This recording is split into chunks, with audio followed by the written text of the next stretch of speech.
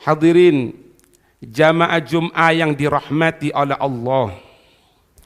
Salah satu sifat yang harus kita miliki dari seseorang yang beriman kepada Allah Subhanahu wa taala yaitu perasaan syukur kepada Allah Subhanahu wa taala atas segala nikmat yang telah dicurahkan, yang telah diberikan kepada kita semuanya. Disebutkan dalam hadis baginda Rasul sallallahu alaihi wasallam bahwasannya sahabat Jabir bin Abdullah, beliau pernah berkata, Rasul sallallahu alaihi wasallam pernah bersabda, man u'tiya ata'an faqadara ayyujziya bihi falyujzi bih. Siapa orang yang diberikan satu pemberian secara umum, mendapatkan satu pemberian, faqadara ayyujziya bihi, dan dia mampu untuk membalas kebaikan tersebut, untuk memberikan timbal balik dari pemberian tersebut, falyujzi bihi, maka hendaklah dia membalas kebaikan tersebut dengan kebaikan pula. Wa malam yakdir, kalaupun dia tidak mampu untuk membalas kebaikan tersebut karena begitu besarnya pemberiannya, dia tidak mampu, maka falyuhsin athana, maka hendaknya dia memuji dengan pujian yang baik, dengan pujian yang bukan basa-basi, dengan pujian yang terbaik yang terucapkan. Fa illam yaf'al faqad kafara an-ni'mata. Kalau dia tidak melaksanakan hal tersebut, membalas, dia tidak membalas, mengucapkan terima kasih, tidak bersyukur, maka dia dikatakan orang yang kufur nikmat, orang yang akan mendapatkan siksaan dari sisi Allah Subhanahu wa taala. Nikmat yang diberikan oleh Allah Subhanahu wa taala, nikmat kesehatan, nikmat kemerdekaan bangsa kita, nikmat yang begitu besar yang dicurahkan kepada kita oleh Allah Subhanahu wa taala, maka sepatutnya kita membalas dengan kebaikan akan hal tersebut. Jangan digunakan untuk lupa kepada Allah. Nikmat kemerdekaan bukan dengan cara bermaksiat ketika bersyukur kepada Allah Subhanahu wa taala. Minimal kita mengucapkan kalimat thayyibah untuk Allah Subhanahu wa taala. Seperti yang berjalan sekarang ini, ketika malam 17 Agustus kita mengadakan barian, kita kumpul, kita ucapkan kalimat-kalimat thayyibah, kita bacakan ayat Al-Quran, semuanya itu sebagai bentuk karena kita tidak mampu membalas pemberian Allah yang begitu besar. Kita melaksanakan yang kedua, yaitu memuji dengan sebaik-baiknya zat pemberi nikmat tersebut, yaitu Allah Subhanahu wa ta'ala. Dalam hadis yang lain, baginda Rasul sallallahu alaihi wasallam, beliau bersabda, man uzlifat ilaihi yadun kana alaihi minal haqqi ayyujziya biha. Siapa orang yang telah mendapatkan juluran tangan berupa kebaikan, seseorang telah memberikan kepada kita, maka kana alaihi minal haqqi ayyujziya biha, maka wajib bagi orang yang menerima juluran tangan tersebut, bagi orang yang mendapatkan pemberian tersebut, untuk membalas kebaikan dengan sebaik-baiknya. Fa illam yaf'al falyudhir athana.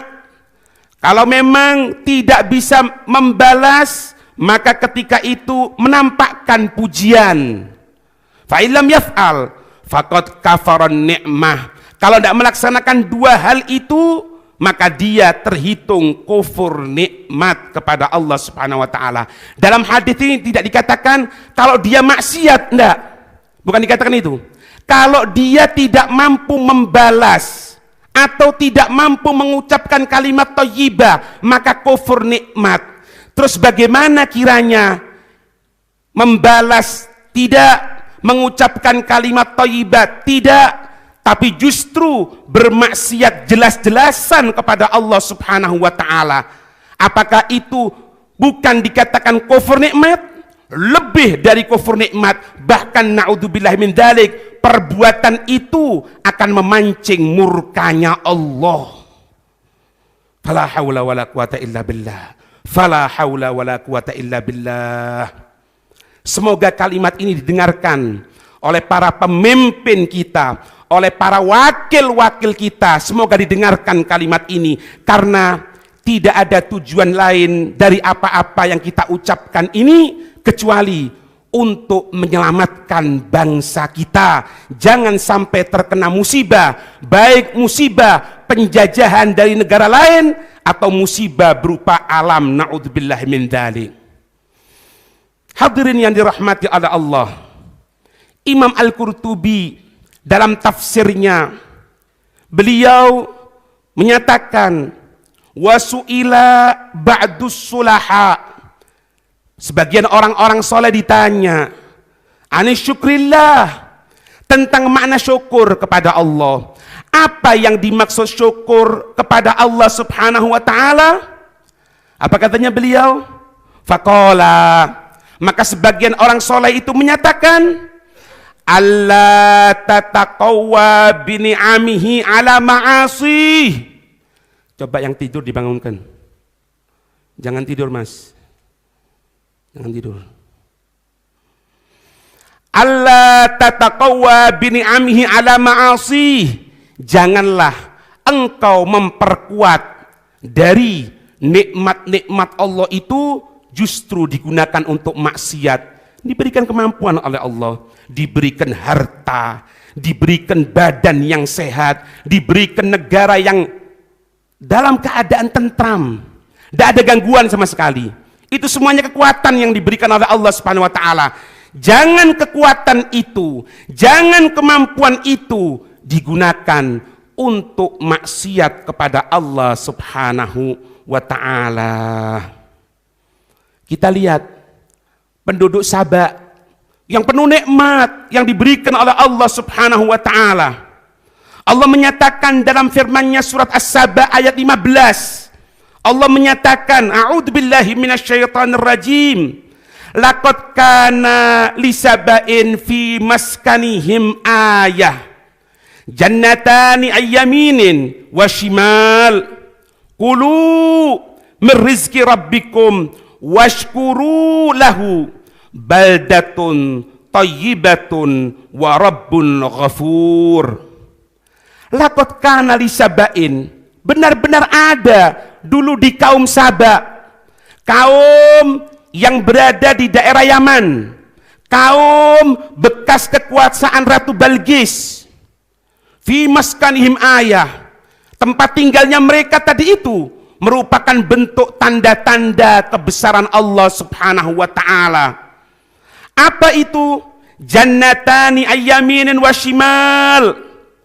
Dua kenikmatan digambarkan oleh Allah, dua sorga, yaitu di sebelah kanannya diberikan oleh Allah Subhanahu wa taala aliran air yang nikmat, yang jernih, yang air tadi itu tidak mampu menjadikan musibah kepada penduduknya. Di sebelah kirinya diberikan oleh Allah Subhanahu wa taala hasil kebun yang sangat besar.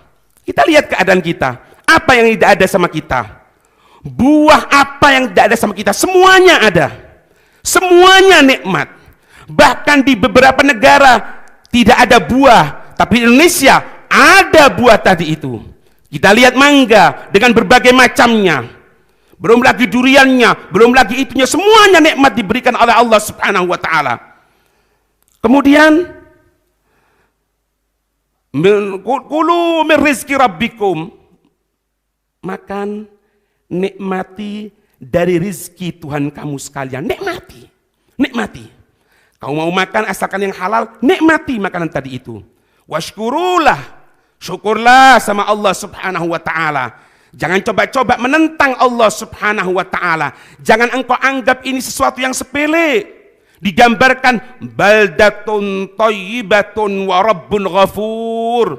Tempat yang penuh kebaikan, negara yang penuh kenikmatan. Dalam tafsir Jalalain disebutkan sampai-sampai makna dari baldatun thayyibah, tidak ada binatang-binatang yang mengganggu, tidak ada nyamuk, tidak ada lalat, tidak ada kecoa, tidak ada binatang-binatang kecil yang mengganggu.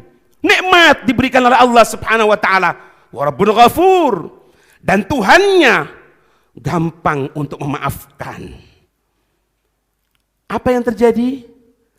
Na'udzubillahi min dzalik. Dilanjutkan ayat yang ke-16. Fa'aradu.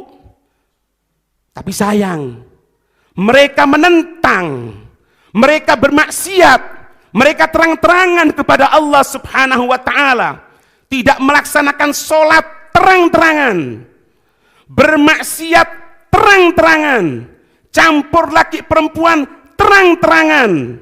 Fa'aradu, maka mereka menentang, na'udzubillah.